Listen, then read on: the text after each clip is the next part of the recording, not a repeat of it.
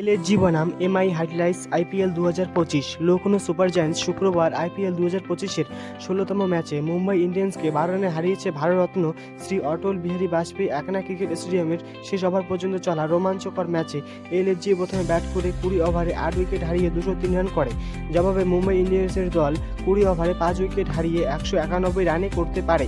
মুম্বাইয়ের জয়ের জন্য শেষ ওভারে 22 রান দরকার ছিল। হার্দিক প্রথম বলে ছক্কা মারেন, দ্বিতীয় বলে 2 রান নেন, কিন্তু তৃতীয় ও চতুর্থ বলে কোনো রান করতে পারেনি। পঞ্চম বলে 1 রান হয়। শেষ বলে ব্যাটসম্যানরা কোনো রানই করতে পারেনি।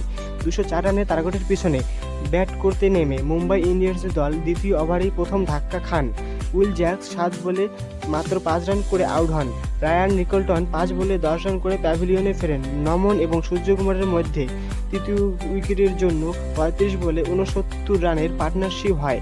নমন ধীর 24 বলে 46 রান করেন। সূর্যকুমার যাদব 43 বলে 66 রানের ইনিংস খেলে প্যাভিলিয়নে ফেরেন। তিলক ভার্মা 23 বলে 25 রান করে রিটায়ার্ড আউট হন।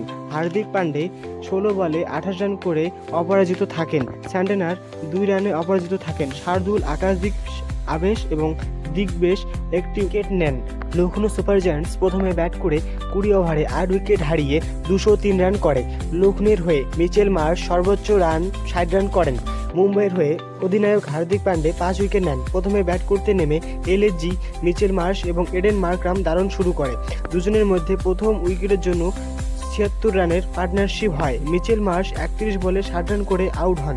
তিনি ইনিংসে 2টি ছক্কা ও 9টি 4 মারেন। অধিনায়ক ঋষভ পন্থ 6 বলে 2 রান করে আউট হন। আয়ুষ বাদনী 19 বলে 30 রান এবং এডেন মার্করাম 38 বলে 53 রান করে প্যাভিলিয়নে ফেরেন। আব্দুল সামাদ 4 এবং ডেভিড মিলার 14 বলে 27 রান করে আউট হন। আকাশদীপ কোনো রান করতে পারেনি। হার্দিক শেষ ওভারে 2 উইকেট নিয়ে 5 উইকেট পূর্ণ করেন।